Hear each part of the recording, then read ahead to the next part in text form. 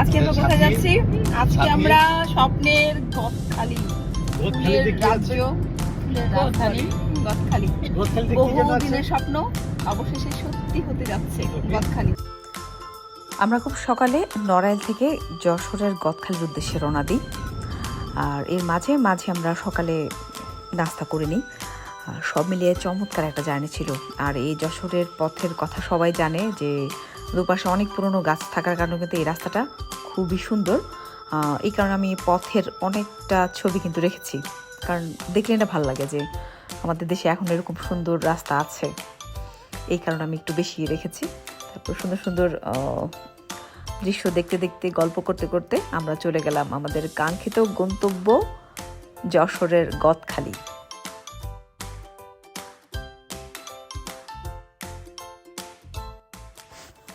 ফুলের রাজ্য গদখালিতে ঢুকলেই মন আরও বেশি ভালো হয়ে গেল। মানে মনে হচ্ছে যে আরও কয়েকটা দিন মনে হয় থাকার দরকার ছিল এখানে। মাঠের পর মাঠ, নানা রকমের ফুল, এবং কেউ তুলছে, কেউ বিক্রি করছে। মানে অবশেষে আমরা ফুলের রাজধানী খ্যাত যশোরের গদখালিতে। এটা আমার একটা স্বপ্ন ছিল, অনেক দিন পর এটা পূর্ণ হয়েছে। মানে মনে হচ্ছে রঙের মেলা। ওফ, মানে অস্থির। আমার এই স্বপ্ন পূরণের জন্য সবাইকে ধন্যবাদ। তোমার হাতে যে ছুরি, তুমিও ফুল তুলো? হ্যাঁ, আল্লাহ কি সাহস! না না, ও শিখে ফেলেছে। মাঠের পর মাঠ, কত রকমের ফুল, কত রকমের রং, মানে প্রকৃতির কি সৃষ্টি! এটা আসলে নিজের চোখ দিয়ে দেখে অনুভব করা ছাড়া এটা ব্যাখ্যা কোনোভাবেই সম্ভব না। আর ওয়েদারটা খুব ভালো ছিল। আমরা জানুয়ারি মাসে গিয়েছিলাম, হালকা হালকা ঠান্ডা, সব কিছু মিলিয়ে অসাধারণ একটা সফর হয়েছে।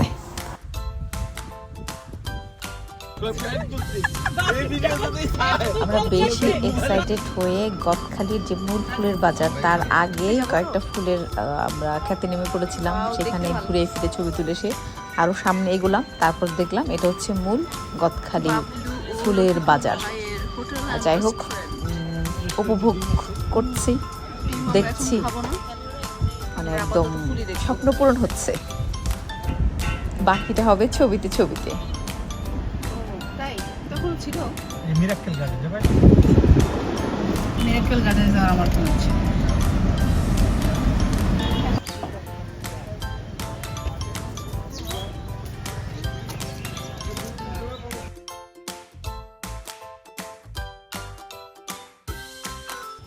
ভালো ছিল সবই। না আসলে টুকটা বেশ ভালো লাগছে ছিল এবং আমরা এনজয় করছি।